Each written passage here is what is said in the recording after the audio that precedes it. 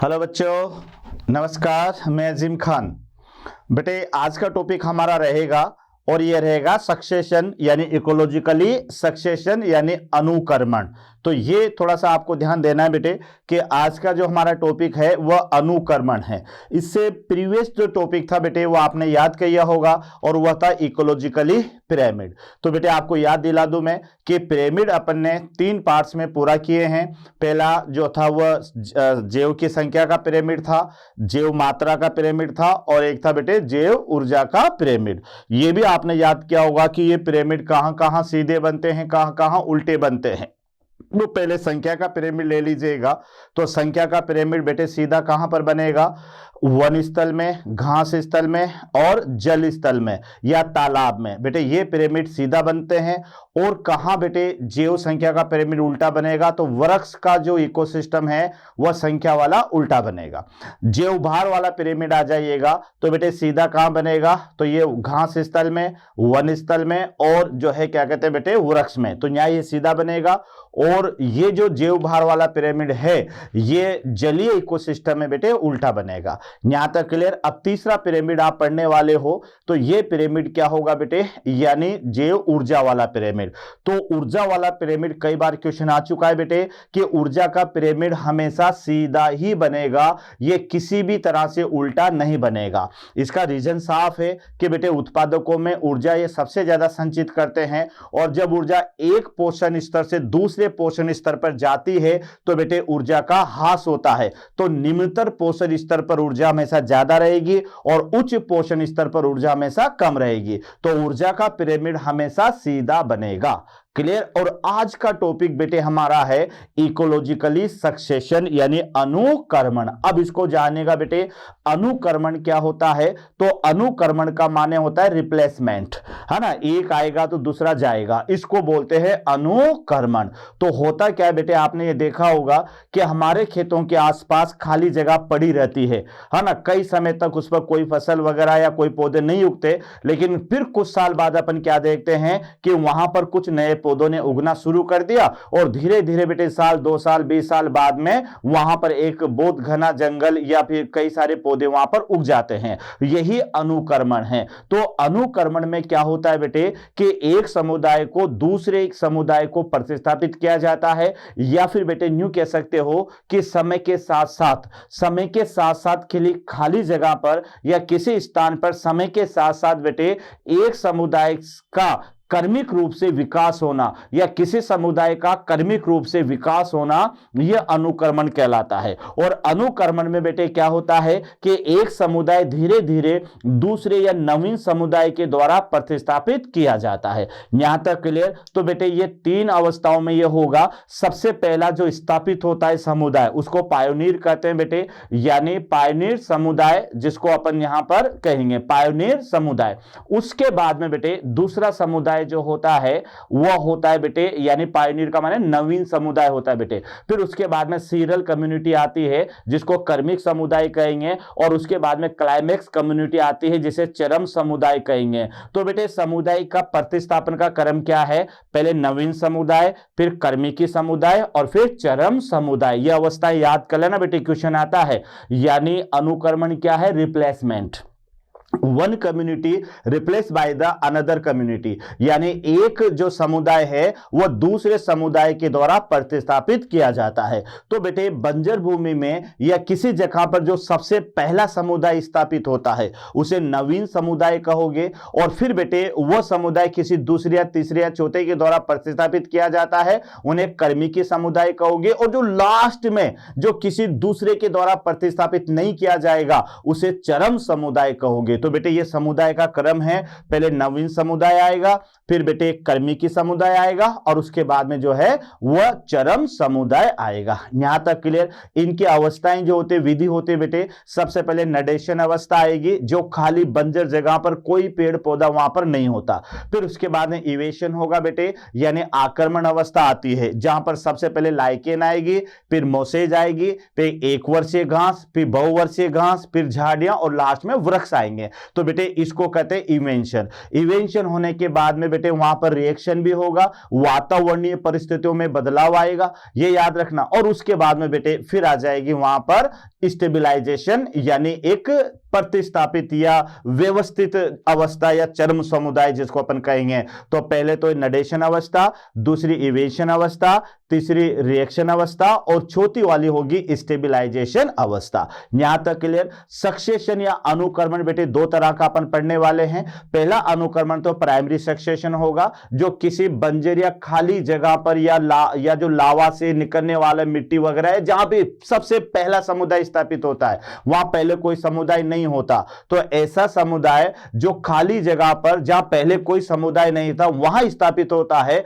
उसे primary succession कहते हैं। और इसमें हजारों साल का समय लग जाता है बेटे। और एक होता है सेकेंडरी सक्सेशन, द्वितीय अनुकर्मण, जहां पर पहले समुदाय था लेकिन बेटे जो है किसी प्राकृतिक आपदा के कारण वो समुदाय नष्ट हो चुका होगा, और फिर कई सौ साल बाद, 50 साल या 100 साल बाद वहां पर एक वापस नया समुदाय आएगा। तो बेटे इसको अपन द्वितीय सक्सेशन कहेंगे। इसमें समय ज्यादा नहीं लगेगा, ज्यादा 50 साल या 100 साल लगेंगे, इसमें समय ज्यादा नहीं लगता है। तो ये सक्सेशन बेटे आधार के आधार पर कई तरह का होता है, जैसे लाइथोसेरे होता है, जीरोसेरे होता है, हाइड्रोसेरे होता है, यानी जल अनुकर्मण, जल में होने वाला, स्थलीय अनुकर्मण यानी रेगिस्तान में होने वाला जीरोसेरे, चट्टानों पर होने वाला लाइथोसेरे, है ना, बालू मिट्टी में होने वाला सेस्मोसेरे। तो इस तरह से बेटे ये अलग अलग तरह के अनुकर्मण आपको देखने को मिलेंगे। तो आइए बेटे मैं पहले इंट्रोडक्शन दे देता हूं आपको इसका कि अनुकर्मण क्या होता है, और साथ में जो है क्या कहते हैं इसको किसने बताया किसने नहीं बताया ये यहां पर लिया।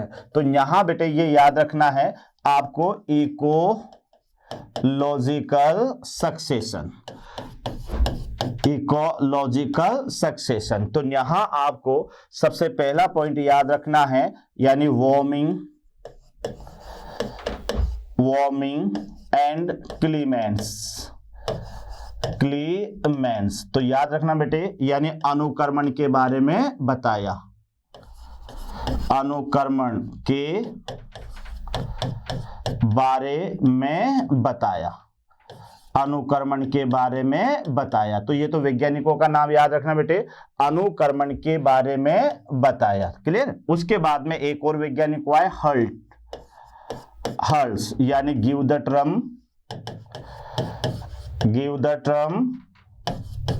Succession, give the term succession. तो ये थोड़ा सा याद रखना बेटे, अनुकर्मण जो शब्द दिया वह किसने दिया, हर्ट्ज ने दिया। यहां तक क्लियर। डेफिनेशन क्या दोगे बेटे इसकी, यानी किसी स्थान पर, यह परिभाषा दे देना, ध्यान रखना, किसी स्थान पर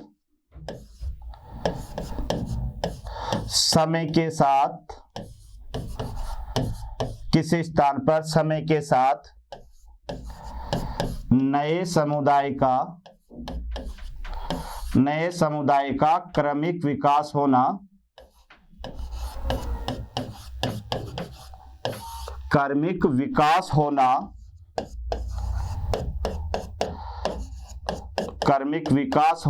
अनुकर्मण कहलाता है, अनुकर्मण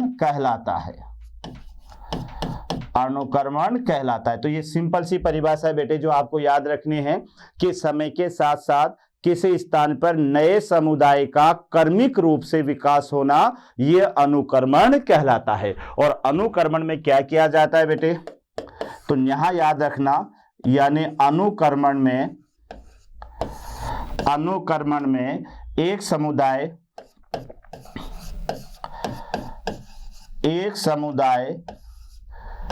दूसरे समुदाय द्वारा प्रतिस्थापित किया जाता है,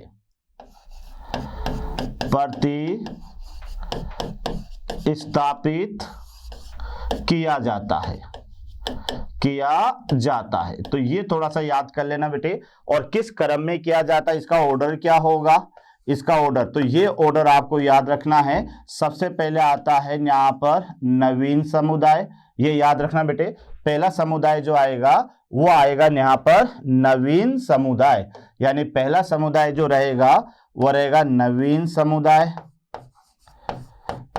अगला समुदाय रहेगा क्रमिकी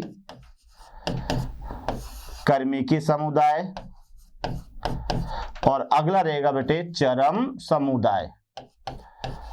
चरम समुदाय, इनका इंग्लिश नेम याद कर लेना बेटे। सबसे पहला पायनियर, पायनियर कम्युनिटी, ये होती है यानी सेरल कम्युनिटी, और ये होती है यहाँ पर क्लाइमैक्स कम्युनिटी। तो ये थोड़ा सा याद रखना, ये होगी क्लाइमैक्स कम्युनिटी। तो ये ऑर्डर है, यानी सबसे पहला नया समुदाय जो सबसे पहले स्थापित होगा उसे बेटे यहां पर पायनियर कहते हैं। उसके बाद में 1 2 3 जो एक दूसरे के द्वारा प्रतिस्थापित करेंगे उसे कर्मिकी समुदाय कहेंगे, और जो सबसे लास्ट में जाके स्थापित होगा जिसे आगे स्थापित नहीं किया जा सकता तो वह बेटे चरम समुदाय होगा। मैं आपको एक तरह से जो है किसी मिट्टी के समुदाय का यहां पर एक एग्जाम्पल बताता हूं कि सबसे पहले बेटे चट्टानों पर मान लेते हैं अनुक्रमण होने वाला है, तो चट्टानों पर सबसे पहले लाइकेन आएगी, फिर बेटे लाइकेन वहां पर कहलाएगी नवीन समुदाय, ये याद रखना।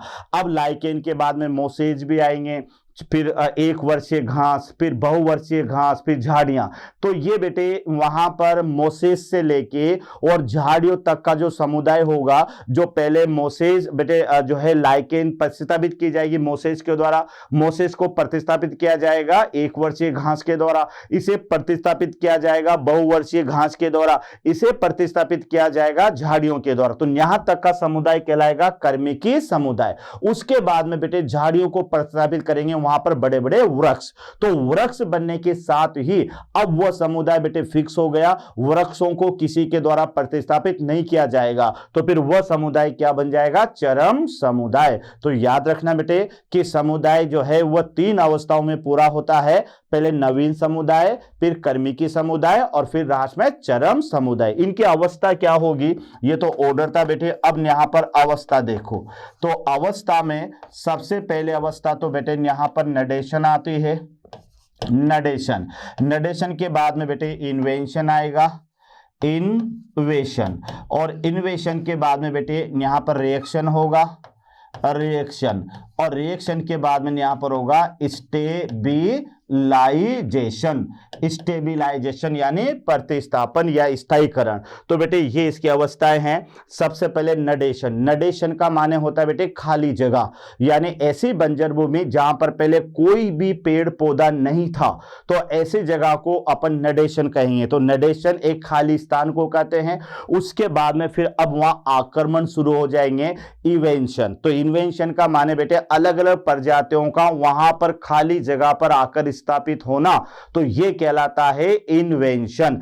फिर इन्वेंशन के बाद में बेटे वहां पर रिएक्शन होगा कि जो समुदाय वहां पर आ रहा है उसके अनुसार वहां की जो परिस्थितियां हैं उसमें चेंजेज आएंगे। तो रिएक्शन का माने है कि आने वाले जो समुदाय हैं उनके द्वारा उस स्थान पर होने वाला जो परिवर्तन है उस परिवर्तन को आप रिएक्शन कहेंगे, और रिएक्शन के बाद में फिर होने वाला है स्टेबिलाइजेशन, यानी स्टेबिलाइजेशन में बेटे पूरा का पूरा चरम समुदाय वहां पर स्थापित हो जाता है। यहां तक क्लियर। उसके बाद में बेटे इसके टाइप्स आप पढ़ने वाले हैं, यानी अनुक्रमण के प्रकार। तो अनुक्रमण के प्रकार में सबसे पहले मैं यहां बता रहा हूं प्राइमरी सक्सेशन, दूसरा वाला होगा सेकेंडरी सक्सेशन, और तीसरा होगा यानी आधार के आधार पर, यानी बेस के आधार पर सक्सेशन, बेस जो है या आधार के आधार पर सक्सेशन।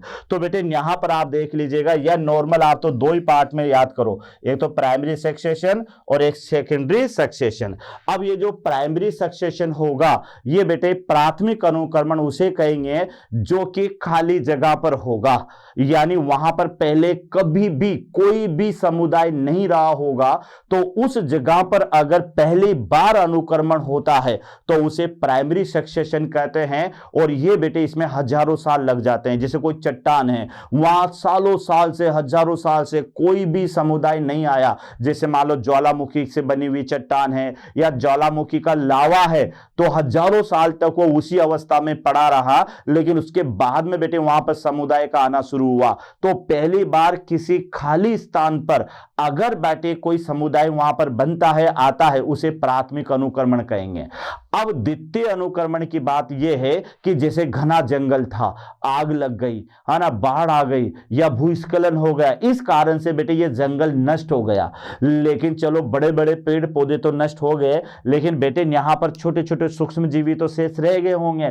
तो ये जो किसी प्राकृतिक आपदा से अगर पहले वाला समुदाय नष्ट हो जाता है और उसकी जगह पर बेटे कोई नया समुदाय आकर फिर वापस स्थापित होता है, तो इसे कहोगे द्वितीय अनुक्रमण। इसमें समय कम लगेगा, ये बेटे मतलब 50 साल से लेकर 100 साल के बीच में अनुक्रमण हो जाता है। तो ये बेटे मैंने ब्रीफ दे दिया कि अनुक्रमण होता क्या है। एक बार फिर ध्यान से समझ ले, क्योंकि बेटे ये टॉपिक है, बड़ी मुश्किल से ये समझ में आता है, तो एक बार ध्यान से समझ ले कि बेटे समय के साथ साथ किसी स्थान पर नए समुदाय का कर्मिक रूप से विकास होना यह अनुक्रमण कहलाता है।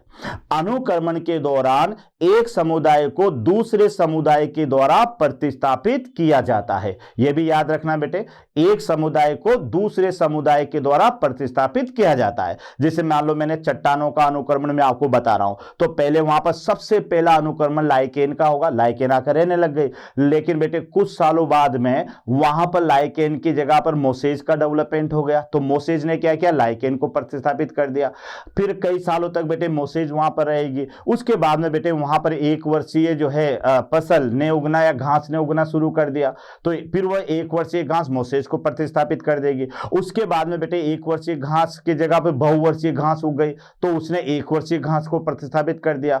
फिर बेटे वहां पर जो है झाड़ियां उगना शुरू हो गई, तो झाड़ियों ने घास को प्रतिस्थापित कर दिया। और फिर झाड़ियों की जगह पर बेटे वृक्ष उग गए, तो उन्हें वृक्षों ने झाड़ियों को प्रतिस्थापित कर दिया। तो कहने का मतलब यह हुआ कि अनुक्रमण के समय एक समुदाय जो है वो दूसरे समुदाय के द्वारा प्रतिस्थापित किया जाता है। अब यहां 3 समुदाय हैं बेटे, याद रखना कि एक तो जो सबसे पहले आया, जैसे लाइकेन सबसे पहले आए, उसे आप नवीन समुदाय कहोगे। यानी ऐसा समुदाय जो किसी खाली जगह पर या कहीं पर भी सबसे पहले स्थापित होता है, उसे नवीन समुदाय कहेंगे। और जो समुदाय दूसरे के द्वारा प्रतिस्थापित होते रहते हैं, उन्हें सीरल समुदाय यानी कर्मिकी समुदाय कहोगे।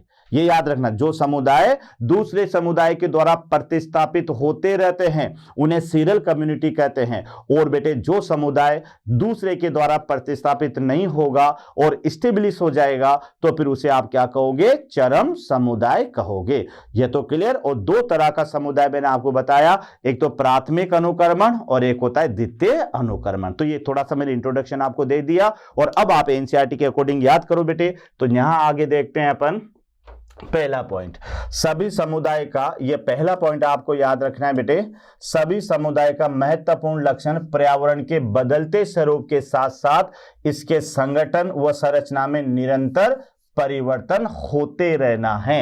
तो बेटे ये हर समुदाय का एक कैरेक्टर होता है कि प्रत्येक जो समुदाय होता है वह पर्यावरण की परिस्थितियों के अनुसार उनकी संरचना में और उनके संगठन में बेटे बदलाव, संरचना में और संगठन में परिवर्तन होता रहता है। उसी परिवर्तन को आप अनुक्रमण भी कह सकते हैं। क्या बोले बेटे एनसीईआरटी कि यहां पर ध्यान रखना कि सभी समुदायों का महत्वपूर्ण लक्षण क्या है कि पर्यावरण की बदलती परिस्थितियों के साथ साथ उनके संगठन और उनकी संरचना में परिवर्तन होता रहता है। ये तो मान के चलो बेटे कि परिवर्तन कभी रुकता नहीं है। ध्यान रखना, जो भी जीव है ना वो कभी स्थायी नहीं रह सकता, उसकी संरचना में और उसके संगठन में धीरे धीरे बदलाव आता रहता है बेटे। मानव भी कभी भी स्थिर नहीं रहेगा। ध्यान रखना, आज के मानव को देखो और 100 साल पहले के मानव को देखो बेटे, आपको पता लग जाएगा कि कितना डिफरेंट आ चुका है। पुरानी हीरोइन को देखोगे तो साड़ी में गाना गाती है,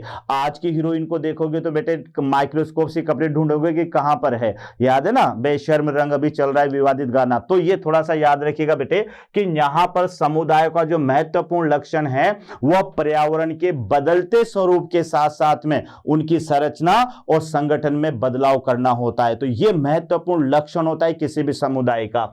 दूसरे पॉइंट पर आप ये देखिएगा कि यह परिवर्तन क्रमबद्ध और भौतिक पर्यावरण के परिवर्तन के कारण समानांतर होते हैं। यानी ये जो परिवर्तन होते हैं बेटे, ये पर्यावरण के परिवर्तनों के समानांतर होते हैं। यानी जैसे जैसे पर्यावरण में बदलाव आता जाएगा, वैसे वैसे बेटे उस समुदाय की संरचना और संगठन में भी बदलाव आता जाएगा। तो यह भी आपको याद रखना है कि किसी भी समुदाय में जो परिवर्तन होते हैं बेटे, ये पर्यावरण में होने वाले परिवर्तनों के समानांतर होते हैं। जैसे जैसे पर्यावरण में बदलाव आएगा वैसे वैसे समुदाय के संगठन और संरचना में भी बदलाव आएगा। उसके बाद में बेटे तीसरा पॉइंट यहां पर आप देखिएगा, अंततः यह परिवर्तन एक समुदाय को गठित करता है जो कि पर्यावरण से संतुलन के नजदीक है, और इसे क्या बोलेंगे, चरम समुदाय इसे कहा जाता है। यानी बेटे क्या होगा कि यहां पर यह परिवर्तित करते करते एक ऐसा समुदाय गठित करता है जो कि पर्यावरण से बिल्कुल नजदीकी संतुलन बनाता है, और इसे फिर कहा जाता है चरम समुदाय। यानी बेटे पर्यावरण में परिवर्तन होते रहेंगे, समुदाय में भी परिवर्तन होते रहेंगे, और परिवर्तन होते होते एक ऐसा समुदाय स्थापित हो जाएगा जो अब उस पर्यावरण के अनुरूप अपने आप को ढाल लेगा, और उसे कहा जाएगा चरम समुदाय।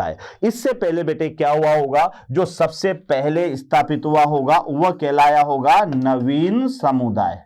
तो ये याद रखना, ये नवीन समुदाय के द्वारा फिर यहां पर होगा कर्मिकी समुदाय, कर्मिकी समुदाय, और कर्मिकी समुदाय से बेटे यहां पर आ गया चरम समुदाय। तो यहां आप देख लो कि वातावरण में यह प्रथम समुदाय है, प्रथम समुदाय। तो पहला स्थापित होने वाला समुदाय तो बेटे पायनियर यानी नवीन समुदाय कहलाएगा, और नवीन समुदाय के बाद में ये बेटे स्थानांतरित होने वाले समुदाय है यानी प्रतिस्थापित समुदाय है, और ये स्थायी समुदाय है। तो ये थोड़ा सा याद रख लेना कि जो पर्यावरण की परिस्थितियों के अनुसार जो ढाल लेता है तो बेटे वह फिर स्थापित हो जाता है किसमें, चरम समुदाय में। तो यहां तक क्लियर हो गया।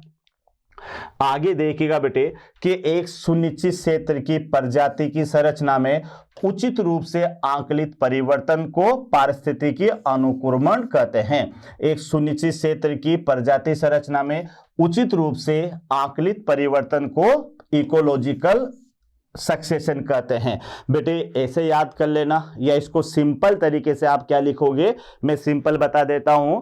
यहां पर बेटे इस परिभाषा को आप सिंपल तरीके से कैसे याद रख सकते हैं, किसी स्थान पर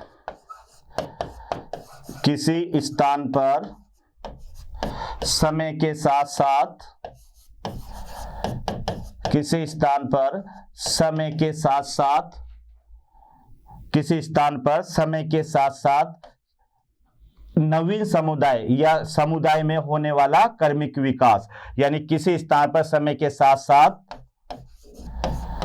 समुदाय में होने वाले कर्मिक परिवर्तन, समुदाय में होने वाले कर्मिक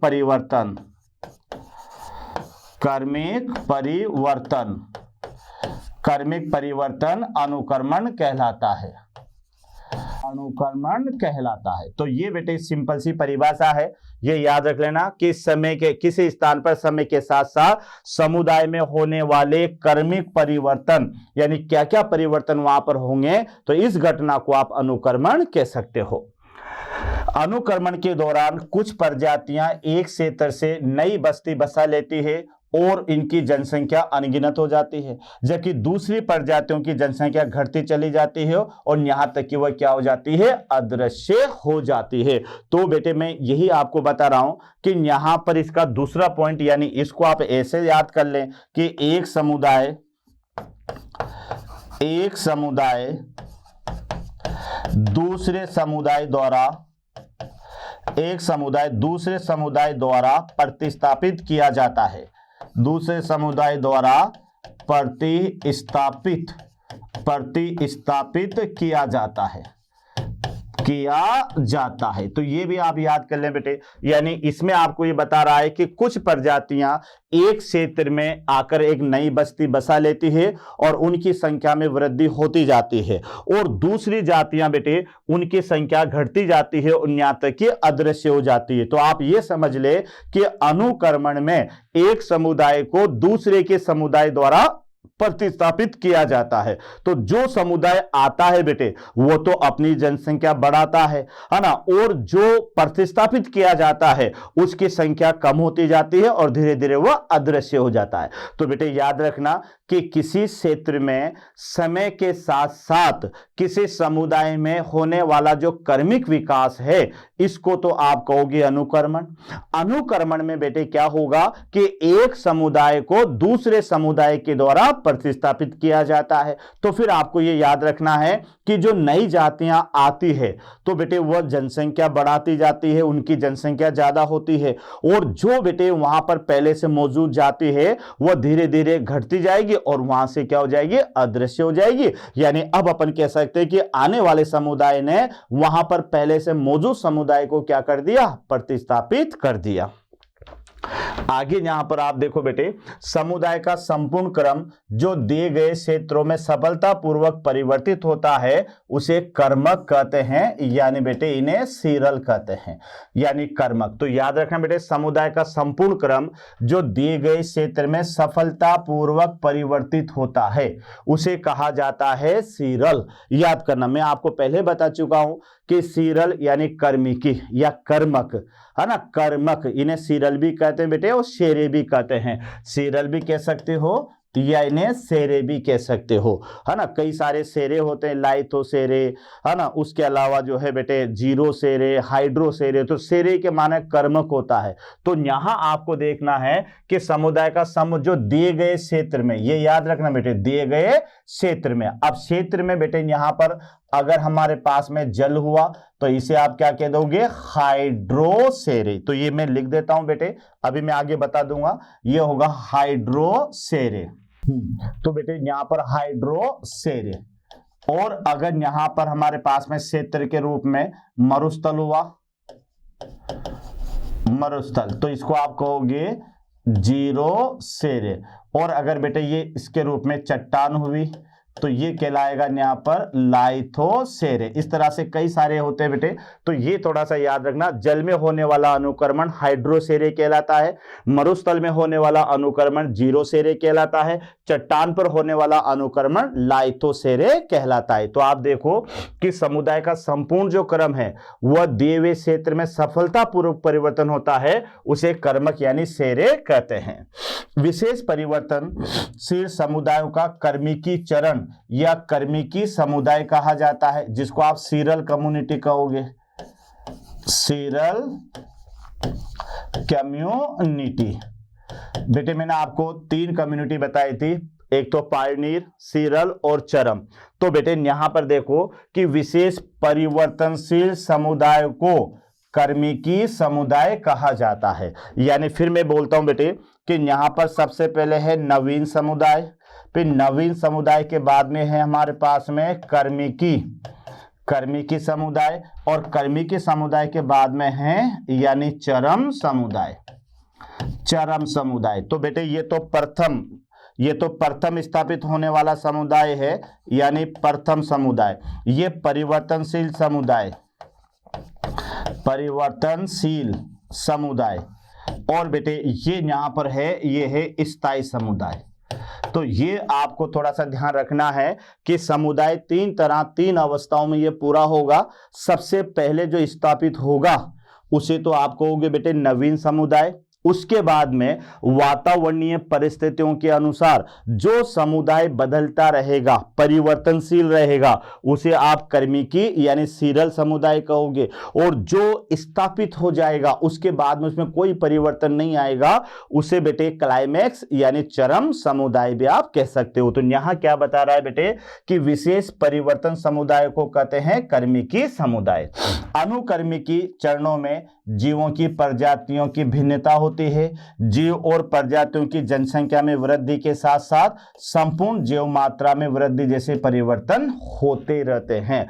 अब ये जो कर्मिकी समुदाय है इसमें क्या क्या चेंजेज आएगा बेटे, इसमें जीवों की संख्या में बढ़ोतरी होगी, जीवों के भार में बढ़ोतरी होगी, ठीक है। तो यहां आप देख सकते हैं कि कर्मिकी चरणों में जीवों की प्रजातियों की भिन्नता है, जीव और प्रजातियों की जनसंख्या में वृद्धि है, उनके जैव मात्रा में वृद्धि जैसे परिवर्तन होंगे, तभी तो बेटे क्या होगा कि एक समुदाय दूसरे समुदाय को प्रतिस्थापित करेगा। क्यों? क्योंकि कर्मी के समुदाय के अंदर ही होगा बेटे ये जीवों की संख्या में वृद्धि, जनसंख्या में वृद्धि, आने वाले जीव जो है जातियां उनकी संख्या में वृद्धि, उनके जैव भार में वृद्धि, ये सारे परिवर्तन इस कर्मी की समुदाय में होने वाले होते हैं। लेकिन आगे देखो बेटे कि यहां तो ये क्लियर हो गया हमारा पॉइंट, ये भी क्लियर। संसार की निर्तुमान समुदाय धरती पर जीवोत्पत्ति के पश्चात लाखों वर्षों के अनुक्रमण के फलस्वरूप उत्पन्न हुए हैं। तो ये याद रखना बेटे कि जो यहाँ पर समुदाय होते हैं ना,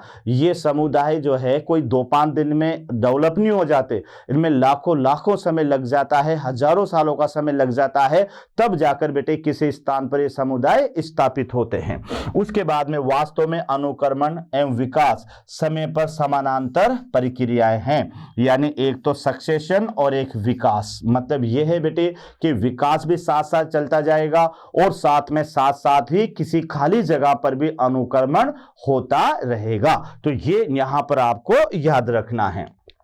आगे की बात करें अपन, अतः अनुक्रमण एक प्रक्रिया है जहां शुरू होती है वहां कोई सजीव नहीं होते, अथवा कोई ऐसा क्षेत्र जहां कभी कोई सजीव नहीं रहा, उदाहरण के लिए नग्न पत्थर है, या फिर ऐसा क्षेत्र जहां सभी जीव जो कभी वहां रहते थे किसी प्रकार से नष्ट हो गए। तो बेटे इस प्रक्रिया के आधार पर यहां पर आप 2 तरह का समुदाय देखोगे, यानी पहले वाले को तो आप कहोगे प्राथमिक अनुक्रमण, ये तो प्राथमिक अनुक्रमण, जबकि दूसरे वाले को कहोगे यानी द्वितीय अनुक्रमण। तो यहां आप लिख सकते हैं टाइप्स में, तो टाइप्स में बेटे पहला प्रकार तो है प्राइमरी सक्सेशन, यानी इसको आप कहोगे प्राथमिक अनुक्रमण। तो बेटे प्राथमिक अनुक्रमण क्या बता रहा है कि जहां वहां शुरू होता है जहां कोई सजीव नहीं होते, अर्थात कोई ऐसा क्षेत्र जहां कोई सजीव नहीं रहा। तो प्राथमिक अनुक्रमण हमेशा खाली स्थान से, हमेशा खाली क्षेत्र में से शुरू होगा, खाली क्षेत्र से शुरू, जहां पहले कोई सजीव नहीं था, जहां पहले कोई सजीव नहीं था। ये आपको याद रखना है बेटे, यानी जो प्राथमिक अनुक्रमण होता है ये ऐसे क्षेत्र से शुरू होता है जहां कभी भी पहले कोई सजीव नहीं रहा होगा वहां। अब ये ऐसा स्थान कहां मिलेगा? तो ऐसा बेटे चट्टाने हैं, बड़ी बड़ी चट्टाने, या फिर ज्वालामुखी का जो लावा है वो, यहां कभी कोई सजीव नहीं रहता है। और इसमें बेटे याद रखना, यानी इसमें लगभग 1500 से और 1000 वर्ष का समय भी यहां पर कंज्यूम हो सकता है। ये समुदाय बहुत ही धीमी गति से होता है, याद रखना। तो प्राथमिक अनुक्रमण बहुत ही धीमा होता है ना, ये याद रखना बेटे, ये धीमा चलता है, यानी बेटे इसमें 500 से 1000 साल भी लग सकते हैं अनुक्रमण होने में, क्योंकि ये ऐसी जगह पर अनुक्रमण हो रहा है जहां पर पहले कोई सजीव नहीं रहा होगा, जहां पहले जो है क्या कहते हैं कोई भी सजीव के लक्षण नहीं होंगे। तो ऐसे खाली जगह पर है ना, जिसमें चट्टाने आ सकती है या ज्वालामुखी का लावा आ सकता है। तो बेटे ये तो कहलाएगा प्राथमिक अनुक्रमण। यहां आप देखिएगा तो दूसरे नंबर पर है हमारे पास में, यानी द्वितीय अनुक्रमण। द्वितीय अनुक्रमण। अब बेटे द्वितीय अनुक्रमण में आपको क्या बता रहा है कि ऐसा क्षेत्र जहां जीव या कभी वहां जीव रहते थे। तो ये याद रखना बेटे, तो यहां पर याद रखना कि यह अनुक्रमण कहां होगा? प्राकृतिक आपदाओं से विलुप्त हुए पहले का समुदाय, वहां पर बेटे नवीन समुदाय होगा। तो यहां पहले से जीव थे लेकिन प्राकृतिक आपदाओं से बेटे वह जीव नष्ट हो गए। तो याद रखना ये कहां से होगा? प्राकृतिक आपदाओं से, प्राकृतिक आपदा से नष्ट हुए समुदाय के स्थान पर।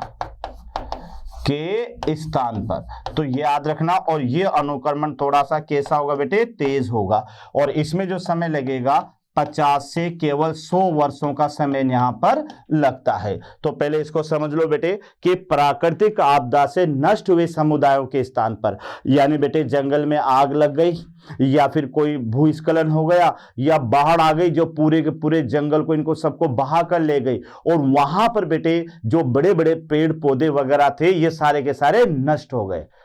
लेकिन याद रखना कि वहां सूक्ष्म जीवी तो होंगे या वहां पर कोई छोटे मोटे जो है वनस्पति तो होगी। तो बेटे ये समुदाय कहलाएगा द्वितीय समुदाय, जो पहले से मौजूद समुदाय जो नष्ट हो चुका है, अब नहीं है वहां पर लेकिन पहले था, उसकी जगह पर अगर कोई नया समुदाय आता है तो इसे द्वितीय समुदाय कहते हैं, और ये तेज होता है। ये 50 से 100 वर्षों में ये समुदाय पूरा हो जाता है, ये अनुक्रमण पूरा हो जाता है। तो एक बार फिर समझ ले बेटे कि प्राथमिक अनुक्रमण ऐसा अनुक्रमण जहां पर पहले से कोई जीव जंतु नहीं रहे होंगे, पहली बार होने वाला यह अनुक्रमण है, इसे प्राथमिक अनुक्रमण कहेंगे। और यह नग्न चट्टानों पर या फिर ज्वालामुखी से उत्पन्न लावे में यह उत्पन्न होता है। दूसरा कहलाता है बेटे द्वितीय अनुक्रमण। तो द्वितीय अनुक्रमण में आपको याद रखना है कि प्राकृतिक आपदा से पहले मौजूद समुदाय नष्ट हो गया होगा, लेकिन था पहले समुदाय बेटे वहां पर, उसके बाद में बेटे फिर कुछ नया समुदाय वहां पर आकर अनुक्रमण हुआ, उसको आप कहोगे द्वितीय अनुक्रमण। तो दोनों में डिफरेंट कर लेना। प्राथमिक अनुक्रमण जहां पहले कोई सजीव नहीं रहा होगा वहां पर होने वाला अनुक्रमण। द्वितीय अनुक्रमण पहले वहां पर समुदाय था लेकिन बेटे प्राकृतिक आपदा से वो समुदाय नष्ट हो गया, तो नष्ट हुए समुदाय के स्थान पर अगर कोई नया समुदाय स्थापित होता है उसे कहोगे द्वितीय अनुक्रमण। तो ये दोनों आपको याद रखना है। यहां आप देखिए बेटे प्राथमिक अनुक्रमण में पाए जाने वाले क्षेत्रों का अनुक्रमक है, यानी देखो बेटे प्राथमिक अनुक्रमण पाए जाने वाले क्षेत्रों का अनुक्रमक है। जैसे तुरंत वहां पर नया ठंडा लावा ज्वालामुखी का, नग्न पत्थर, नव विकसित तालाब या जलाशय। तो बेटे ये ऐसे क्षेत्र हैं जहां पर पहले से कोई जीव नहीं था।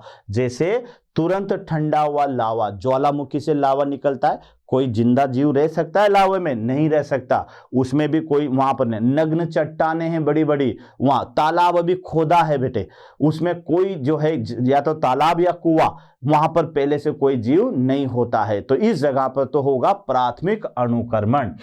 नए जीवीय समुदाय की स्थापना सामान्यतः धीमी होती है। यह भी याद रखना बेटे कि पहली बार अगर कोई समुदाय स्थापित होता है तो उसकी जो प्रक्रिया है वो बहुत ही स्लो होती है, यह आपको याद रखना है।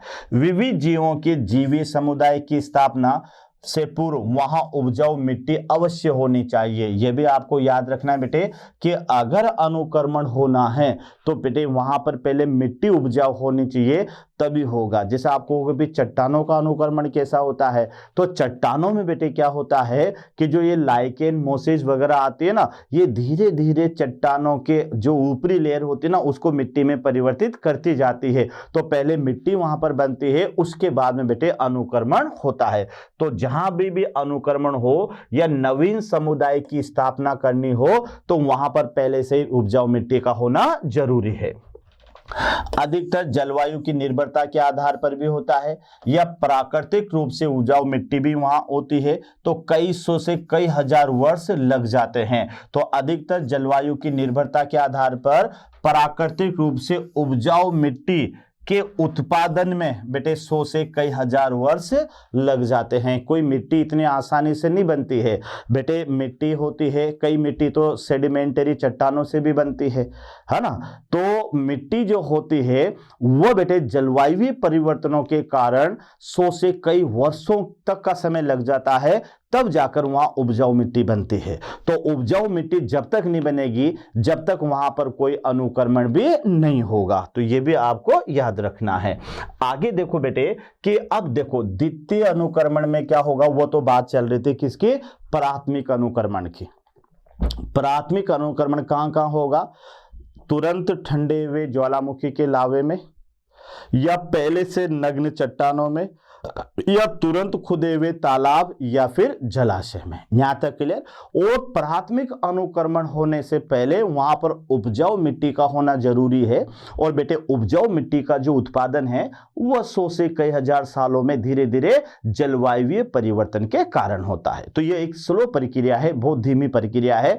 तो प्राथमिक अनुक्रमण में बेटे हजारों सालों का समय लग सकता है।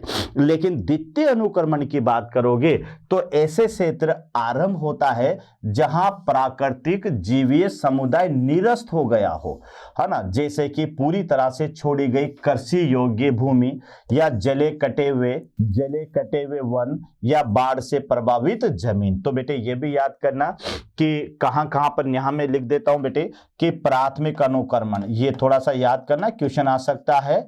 प्राथमिक अनुक्रमण, तो प्राथमिक अनुक्रमण कहां कहां हो सकता है, यानी नग्न लावा, ये तो ज्वालामुखी का लावा, नग्न चट्टाने और साथ में नवीन खुदा हुआ तालाब, नवीन खुदा हुआ तालाब या फिर जलाशय। तो यहां पर तो बेटे ध्यान रखना, ज्वालामुखी का लावा या नग्न चट्टाने या नवीन खुदा हुआ तालाब, यहां पर हो सकता है प्राथमिक अनुक्रमण। द्वितीय अनुक्रमण कहां हो सकता है, द्वितीय अनुक्रमण, तो द्वितीय अनुक्रमण बेटे कहां कहां हो सकता है, कृषि योग्य छोड़ी गई भूमि, कृषि योग्य छोड़ी गई भूमि यहां हो सकता है बेटे। उसके अलावा जले हुए वन यहां हो सकता है, या फिर बेटे बाढ़ प्रभावित वन, बाढ़ प्रभावित वन। यानी बेटे आपको याद करना है कि प्राथमिक अनुक्रमण तो ऐसी जगह पर होना है जहां पहले कोई जीवन नहीं था, लेकिन द्वितीय अनुक्रमण ऐसी जगह पर होना है जहां से पहले जीवन था लेकिन वह बाद में नष्ट हो गया। जैसे कृषि के पहले कृषि होती थी बेटे, बाद में वह छोड़ दी, उसके बाद में जले हुए वन यानी जंगल में आग लग गई या जंगल को पूरे को काट दिया, तो कटे हुए वन या जले हुए वन या फिर बाढ़ से पूरा का पूरा वन प्रभावित हो गया। तो ऐसी जगह पर बेटे ये द्वितीय अनुक्रमण होगा। तो यहां देख लो कि द्वितीय अनुक्रमण ऐसे क्षेत्र में आरंभ होता है बेटे जहां पर प्राकृतिक जीवन समुदाय निरस्त हो गया हो। ये वर्ड याद करना, पहले प्राकृतिक समुदाय था वहां पर, लेकिन अब बेटे वो क्या हो गया है, निरस्त हो गया है। तो इसके लिए आएगी छोड़ी गई कृषि योग्य भूमि, एक तो ये याद रखिएगा, जले या कटे हुए वन या बाढ़ से प्रभावित जमीन। अनुक्रमण की क्रिया प्राथमिक अनुक्रमण की अपेक्षा तेज होती है, यानी कौन से अनुक्रमण की क्रिया, द्वितीय। तो द्वितीय अनुक्रमण की जो क्रिया है वह प्राथमिक अनुक्रमण से तेज होती है, यानी बेटे इसमें समय जो लगेगा वह 50 वर्षों से 100 वर्ष तक का इसमें समय लग सकता है। जबकि जो बेटे प्राथमिक है इसके अंदर तो बेटे याद रखना, यानी 500 साल से 1000 वर्ष का समय लग सकता है, जबकि इसमें मात्र 50 से 100 वर्ष का समय लग सकता है। तो प्राथमिक अनुक्रमण बहुत स्लो होता है और द्वितीय अनुक्रमण बहुत फास्ट होता है। जैसे अनुक्रमण बढ़ता है, जानवरों के प्रकार और संख्या और अपघटक भी बदलते जाते हैं। यह भी आपको याद होगा बेटे कि जैसे जैसे अनुक्रमण आगे बढ़ता जाता है तो वैसे वैसे उस क्षेत्र में या उस समुदाय में जीवों की संख्या भी बदलेगी, अपघटकों की संख्या भी बदलेगी और पौधे भी बदलेंगे। जैसे मैंने आपसे क्या कहा कि पहले लाइकेन आएगी, फिर मोसेज आएंगे, फिर बेटे 1 वर्षीय घास, फिर बहुवर्षीय घास, इस तरह से सजीवों में परिवर्तन आता जाता है। तो अनुक्रमण के दौरान बेटे वहां के जो है जानवर है या पौधे हैं या अपघटन है, उनकी संख्या में बदलाव आता जाता है। किसी भी समय प्राथमिक या द्वितीय अनुक्रमण को प्राकृतिक अथवा मानव जाति द्वारा जो है कर्मक अवस्था को प्राथमिक अवस्था में बदला जा सकता है। यानी आप देख सकते हैं कि किसी भी समय प्राथमिक या द्वितीय अनुक्रमण को प्राकृतिक या मानव जनित बाधाओं जैसे आग है, जंगल है या काटना इत्यादि द्वारा उसको कर्मक अवस्था को प्राथमिक अवस्था में बदला जा सकता है। यानी बेटे प्राथमिक अवस्था में ऐसे है कि अगर बाय द वे कहीं जंगल है उसको पूरा का पूरा काट दिया तो काटते बेटे वहां से पहली बार अनुक्रमण फिर शुरू होगा पहली अवस्था से ही। तो इस तरह से ये बाधा है कि चाहे वो प्राथमिक अनुक्रमण हो या द्वितीय अनुक्रमण, किसी जगह पर जंगल स्थापित हो गया लेकिन बेटे अगर उसको वापस पहले वाली कंडीशन में पहुंचाना हो यानी वापस नवीन समुदाय में पहुंचाना हो तो उसको काट दिया जाएगा, जंगल में आग लगा दी जाएगी या कोई प्राकृतिक बाधा आ जाएगी। इन कारणों से प्राथमिक और द्वितीय अनुक्रमणों को वापस प्राथमिक अवस्था में भी पहुंचाया जा सकता है जहां से वापस अनुक्रमण शुरू हो।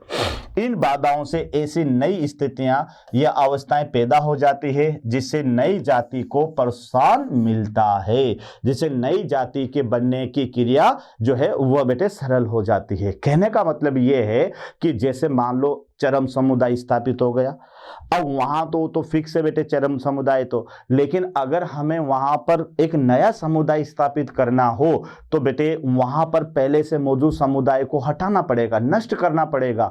अब नष्ट करने के बाद में वो प्राथमिक अवस्था में आ जाएगा और प्राथमिक अवस्था में आने के बाद में फिर वहां पर बेटे कोई नया समुदाय, नई जातियों का समुदाय वहां पर स्थापित होगा। तो इस तरह से अपन ये कह सकते हैं कि जो ये बाधाएं हैं, आग लगना, जंगल का काटना इत्यादि, जिससे नया समुदाय उत्पन्न होगा, तो ये बाधाएं ऐसी नई स्थितियां पैदा कर देती है जिससे बेटे वहां पर नई जातियों को प्रोत्साहन मिलता है या वहां पर नई जातियों का आने का सिलसिला शुरू हो जाता है। नई जातियां बेटे तब आएगी जब पहले की जाति को हटाया जाएगा।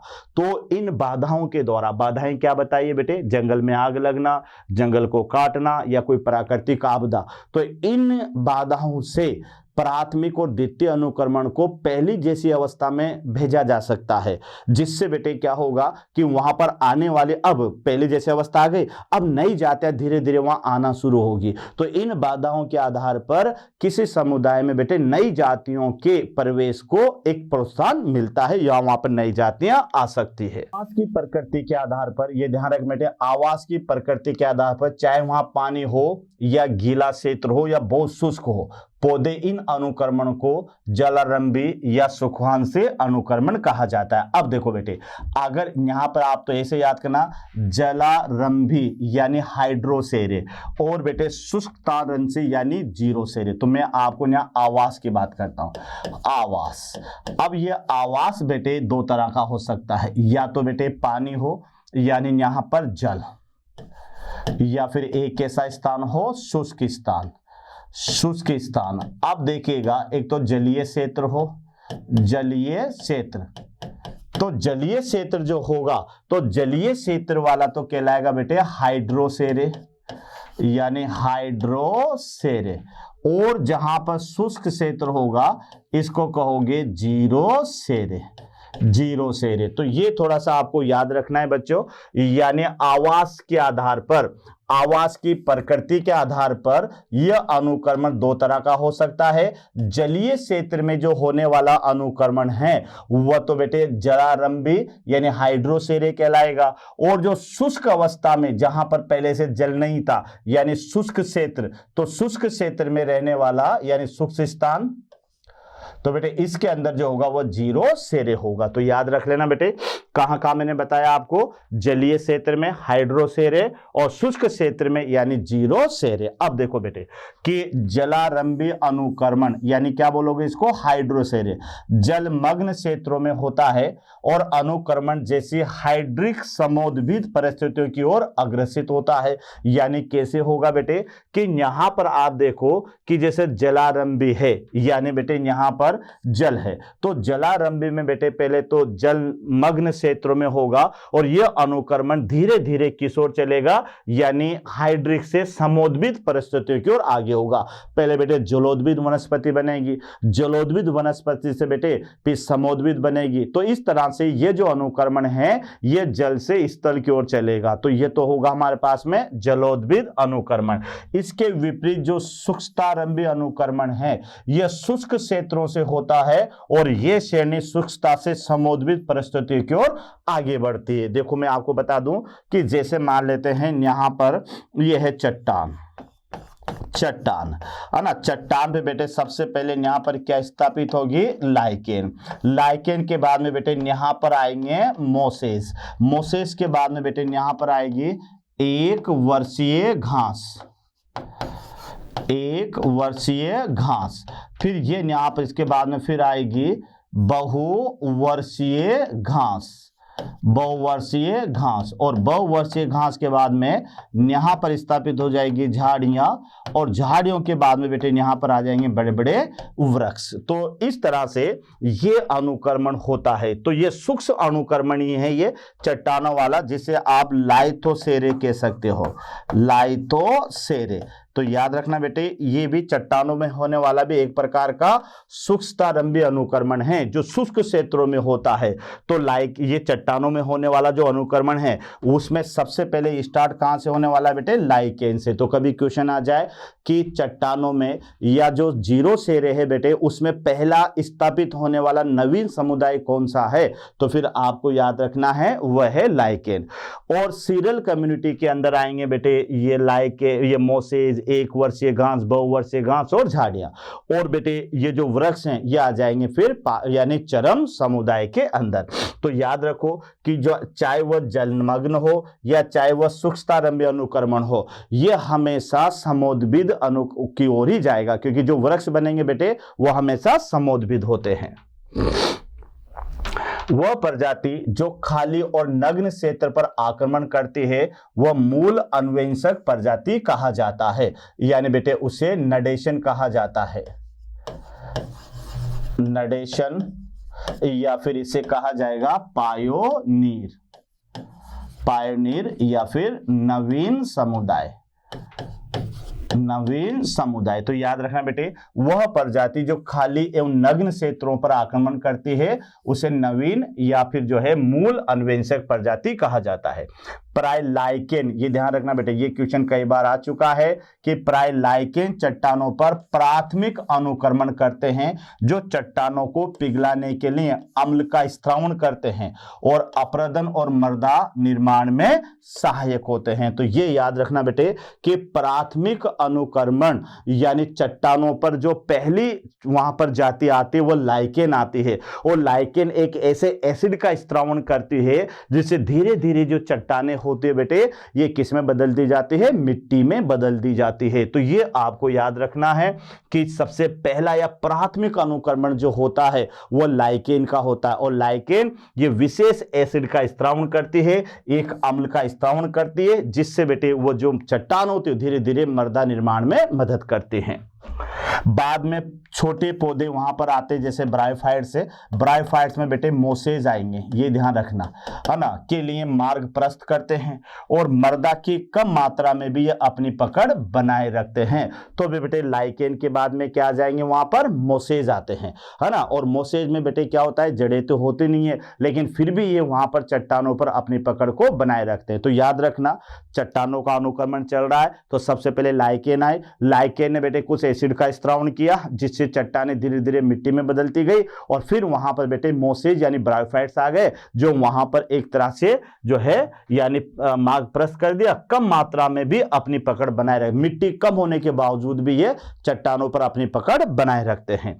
आगे देखिएगा बेटे कि समय के साथ साथ अब यहां पर बड़े पौधे द्वारा ग्रहण कर लिया जाता है। अंततः कई चरणों के बाद एक स्थिर या चरम अवस्था पर वन समुदाय का निर्माण होता है। तो बेटे एक मैं यहां पर फिर रिपीट कर देता हूं कि यहां पर शुरुआत होती है चट्टान से। चट्टान में सबसे पहले कौन आए बेटे, लाइकेन। लाइकेन के बाद में बेटे ब्रायोफाइट्स के बाद में बेटे यहां पर लगना यानी छोटे पौधे या झाड़ियां लिख लो आप, तो बेटे झाड़ियां, और झाड़ियों के बाद में यहां पर यह आ जाएंगे वन। वन। तो इस तरह से बेटे ये यहां पर अनुक्रमण हो रहा है। तो आप देख ले कि चट्टानों पर पहले लाइकेन आए, लाइकेन ने चट्टानों को मिट्टी में बदला, फिर मिट्टी पर कम मिट्टी, ज्यादा मिट्टी अभी नहीं बनी है, तो फिर वहां पर ब्रायोफाइट्स आए, ब्रायोफाइट्स के बाद में फिर छोटे पौधे आए, बड़े पौधे झाड़ियों के रूप में आए, और इस तरह से वहां पर एक वन स्थापित हो गया, जैसे वहां पर पेड़ लगना शुरू हो गए। तो याद रखना बेटे, और ये यहां पर जो वन है, ये वृक्ष है, ये एक प्रकार का कौन सा समुदाय? चरम समुदाय है, ये चरम समुदाय है। तो इस तरह से बेटे अनुक्रमण होता है। अनुक्रमण तो देख लेना कि पहले लाइकेन आए, फिर ब्रायोफाइटा, फिर झाड़ियां, और लास्ट में वहां पर वन विकसित हो गए। जब तक पर्यावरण नहीं बदलता, जब तक चरम समुदाय स्थिर रहता है। और यह भी याद रखना बेटे कि जब तक पर्यावरण में कोई बदलाव नहीं आएंगे, जब तक पर्यावरण में कोई बदलाव नहीं आएंगे, जब तक चरम समुदाय स्थिर बना रहेगा। लेकिन अगर कोई बदलाव आता है तो चरम समुदाय में भी परिवर्तन आना शुरू हो जाएंगे। जल में प्राथमिक अनुक्रमक के रूप में बेटे लघु पादप पलवक मूल अन्वेषक होते हैं। तो ये भी याद रखना, जल के अंदर बेटे स्मॉल फाइटोप्लैंक्टन्स ये मूल अन्वेषक होते हैं। ये क्रमशः जड़ वाले जल निमग्न पौधों में, फिर जड़ वाले प्लावी पादप में, और मुक्त प्लावी पादपों के पश्चात दलदली नरकुल में बदलेंगे, और दलदली घास और झाड़ियां, और अंत में ये किस में बदल जाएंगे? पेड़ों के द्वारा प्रतिस्थापित कर दिए जाते हैं, और वह अंत वन ही पुनः चरम सीमा समुदाय होंगे। तो जल के अंदर भी देखो बेटे कि यहां पर सबसे पहले आएंगे स्मॉल, ये हाइड्रोसेरे बता रहा हूं बेटे मैं, वो तो जीरो सेरे था, ये वाला तो कौन सा है? ये है जीरो सेरे। और ये यहां पर अपन पढ़ने वाले हैं, ये यहां पर होगा बेटे हाइड्रोसेरे। हाइड्रोसेरे यानी जल में होने वाला अनुक्रमण।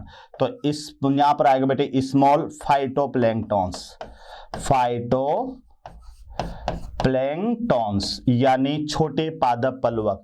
छोटे पादप पलवक से फिर यहां पर बेटे यहां पर आएंगे यानी जल निमग्न पौधे, यानी इनको सबमर्जिड प्लांट, सबमर्जिड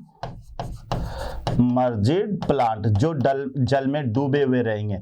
उसके बाद में बेटे यहां पर आएंगे rooted plant, rooted plant. Rooted plant के अंदर फिर आगे बेटे ये यहां से ये बदल जाएंगे दलदली घास में, दलदली घास में, और दलदली घास से बेटे ये बदल जाएंगे यहां पर झाड़ियों में, और झाड़ियां अंत में चलकर किस में बदल जाएगी? यानी बेटे वन के अंदर बदल जाएगी, यानी यहां पर ये बदल जाएगी पेड़ों के अंदर, यानी ये यहां पर कन्वर्ट हो जाएगी वन के अंदर, वन। तो इस तरह से ये समुदाय बनता जाएगा, यानी इस तरह से बनेगा बेटे, जैसे यहाँ पर ये जल है ना, ये जल धीरे धीरे इस तरह से यहाँ से होता हुआ और ये ऐसे बनेगा। तो यहाँ पर बेटे ये जो है ये जल भरा हुआ है, सबसे पहले ये पौधे बनेंगे, फिर झाड़ियाँ, फिर यहाँ पर झाड़ियाँ, और एंड में फिर देखोगे आप तो इस तरह से यहाँ पर ये वृक्ष आ जाते हैं। अभी मैं आपको डायग्राम में समझाऊंगा। तो इस तरह से बेटे सबसे पहले तो ये फाइटोप्लैंक्टन्स, उसके बाद में फिर ये जल में डूबे हुए पौधे, फिर जड़ वाले पौधे, फिर झाड़ियाँ, और लास्ट में बेटे क्या आ जाते हैं? वृक्ष आ जाते हैं। तो इस तरह से ये घास स्थल, जलीय स्थल का अनुक्रमण कहलाता है। द्वितीय अनुक्रमण में प्रजाति का आक्रमण मृदा की स्थिति, जल की उपलब्धता, पर्यावरण और बीज या अन्य उपस्थितियों पर निर्भर करता है। क्योंकि बेटे जो द्वितीय अनुक्रमण है ना, ये तो है प्राथमिक अनुक्रमण जो अभी अपन ने देखा है, वहां पहले से कोई समुदाय नहीं था। लेकिन जो द्वितीय अनुक्रमण होता है वहां पर पहले से ही समुदाय मौजूद होता है। तो आप देख लीजिएगा बेटे कि जो द्वितीय अनुक्रमण है वहां पर नए आने वाली जातियों की मृदा की स्थिति पर निर्भर करता है, जल की उपलब्धता पर निर्भर करेगा, और बीज या अन्य साधनों पर निर्भर करता है। यद्यपि पहले से मृदा विद्यमान है तो यह अनुक्रमण बहुत तेज होता है और चरमावस्था पर तेजी को प्राप्त कर लेता है। क्योंकि बेटे यहां पर याद रखना कि जो द्वितीय अनुक्रमण है वहां पर मिट्टी पहले से मौजूद है, तो मिट्टी पहले से मौजूद होने के कारण यह जल्दी ही चरमावस्था को प्राप्त कर लेगा, यानी बेटे जल्दी ही यहां पर चरम समुदाय स्थापित हो जाएगा। जबकि जो प्राथमिक अनुक्रमण होता है वहां पर मिट्टी नहीं होती, वो चट्टानों पर होता है बेटे, या लावा पर होता है। तो चट्टानों पर पहले मिट्टी बनती है तो हजारों साल लग जाते हैं, उसके बाद में फिर बेटे वहां पर चरम समुदाय स्थापित होता है। तो ये जो द्वितीय समुदाय है या द्वितीय अनुक्रमण है, यहाँ पर मृदा पहले से होती है और यह अनुक्रमण बहुत तेजी से होता है और कुछ ही समय में यह चरम समुदाय को प्राप्त हो जाता है।